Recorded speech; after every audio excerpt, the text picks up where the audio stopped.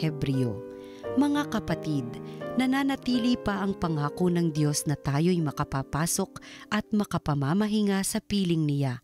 Ngunit mag-ingat kayo, baka mayroon sa inyong hindi magkamit ng pangakong ito, sapagkat tulad nila'y napakinggan din natin ang mabuting balita, ngunit hindi nila pinakinabangan ang balitang kanilang narinig, sapagkat hindi nila ito pinaniwalaan. Tayong naniniwala ang papasok at mamamahinga sa piling ng Diyos. Ito'y ayon sa kanyang sinabi, "Sa galit ko'y aking isinumpang, hinding-hindi sila makapapasok at makapamamahinga sa piling ko."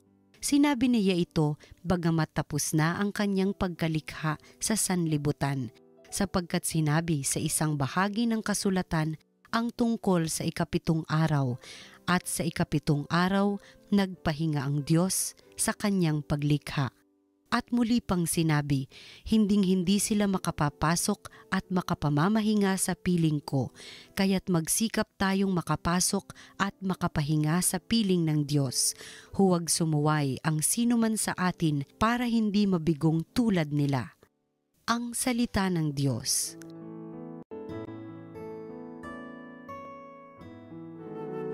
Hindi nila malilimot ang dakilang gawa ng Diyos. Ito'y aming narinig na, kaya naman aming alam, nagbuhat sa aming nuno na sa aming isinaysay. Totoong kahanga-hanga ang tinutukoy na bagay, mga ginawang dakila ng Panginoong may kapal. Hindi nila malilimot ang dakilang gawa ng Diyos.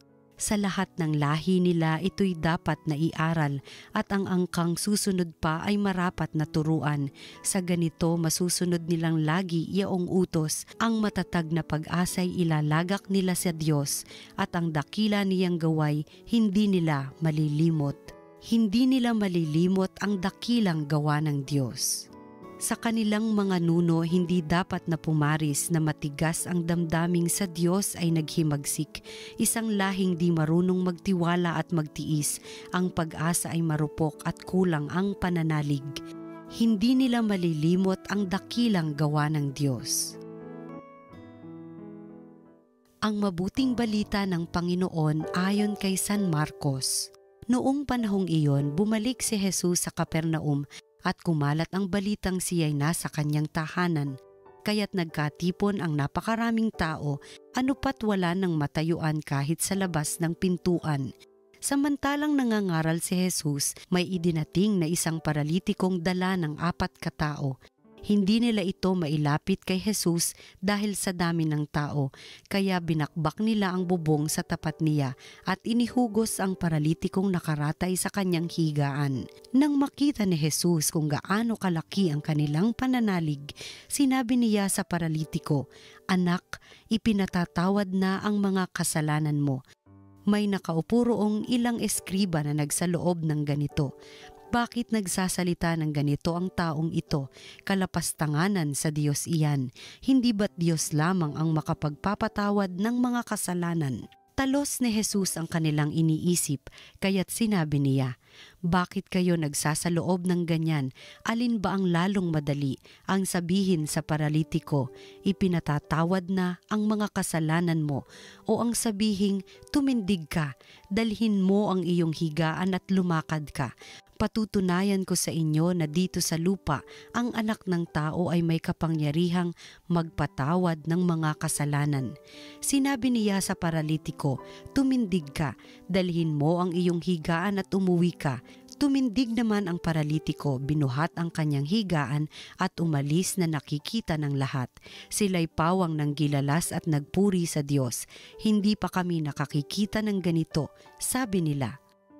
Ang mabuting balita ng Panginoon. Pinupuri ka namin, Panginoong Hesukristo.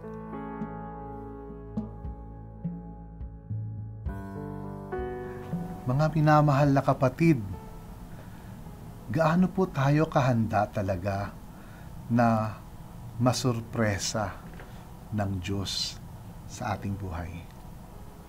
Yung bang gaano tayo talaga kahanda at kabukas sa mga pagkilos ng Diyos sa buhay natin, sa mga pamamaraan na kamangha-mangha at pwede ding sabihing hindi inaasahan.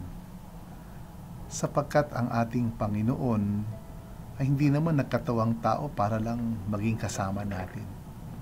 Siya'y naparito sa lupa at nag-alay pa nga ng buhay sa krus upang ibigay sa atin, ipatikim sa atin at iparana sa atin ng kaganapan ng buhay. Tayo lamang sana ay matuto na tumulad sa kwento sa ating ebanghelyo na kung saan napakadaming tao ang nanabik, nagpursigi na makalapit at nagtiwala sa ating Panginoong Hesus. Ito po yung kwento na ating napakinggan. Nung si Hesus, kahit naman saan siya pumunta, talagang buhos ang paglapit sa kanya ng mga tao. Dala-dala nila ang mga may sakit at ang mga iba-iba nilang pangailangan sa buhay. Talagang ang hatid ni Hesus sa kanila ay pag-asa at pananabik na ang lahat ng kanilang mga pinagdadaanan ay makakasumpong ng kinakailangang kasagutan. Ngunit hindi sila tumigil sa pananabik na makita at masundan ng Panginoon. Yung mga balakid upang sila'y makalapit sa Panginoon, kanilang pinagsisikapang malampasan. Nagpupursigi sila na sa Panginoon talaga ay mailapit at maidulog ang kanilang mga pangangailangan. Kaya yung kwento na narinig natin, yung paralitiko na sa dami ng tao ay hindi makalapit sa Panginoong Hesukristo, ano ginawa ng kanyang 4 na kaibigan? Aba, magugulat tayo dahil hindi naman natin talaga inaasahan eh. Umakyat sa bubong, tinuklap ang bubong, at nung nagkabutas, inihugos pababa itong paralitiko hanggang sa mapalapit yung paralitiko at makuha ang atensyon ng ating Panginoong Hesukristo. Dahil sila ay lubos na nagtitiwala sa Panginoon. Nagtitiwala sila na ang Panginoon ang kasagutan sa lahat ng kanilang mga pangangailangan sa buhay. Katulad ng marami, sila'y nanabik, nagpursigi na makalapit at nagtiwala kay Hesus. At natagpuan nila at naranasan nila ang kanilang hinahangad at kinakailangan sa buhay. Yung paralitiko ay gumaling at hindi lang basta gumaling, no? Napatawad pa ang kanyang mga kasalanan. Nakakalungkot na yung mga eskriba sa Pariseo, sila pa man din yung malapit na sa Panginoong Hesukristo, no? Naandun na sila sa loob ng bahay.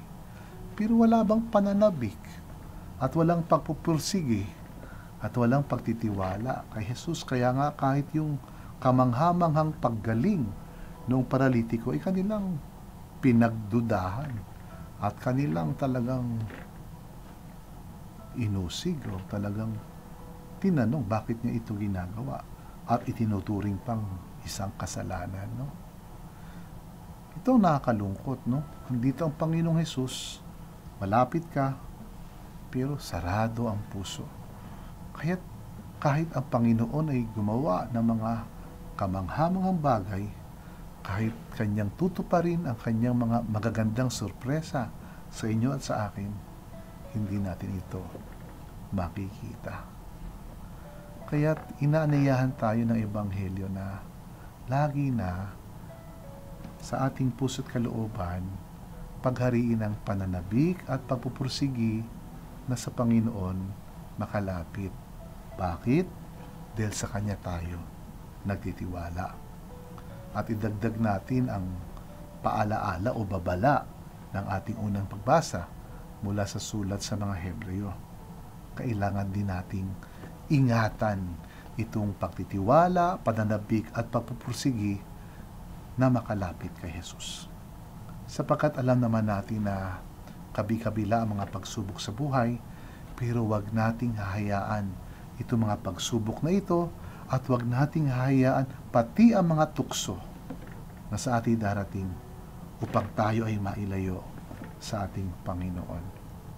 Sapagkat kapag iingatan natin ng ating pananalig, pagtitiwala at ang ating pag-ibig sa Diyos, no? Ating matitikman ng kapahingahan dito sa lupa at siyempre hanggang sa kabila. Harinawa, mga kapatid, tayo ay maging bukas sa pagkilos ng Diyos sa ating buhay at maging handa sa Kanyang mga sorpresa. Magtiwala po tayo sa Kanyang pag-ibig at pagmamahal sa atin. Maraming kamanga-manga at baka hindi pa natin inaasahan na mabubuting bagay at karanasan ang Kanyang ipagkakaloob, ipapatikim at ipaparanas sa atin.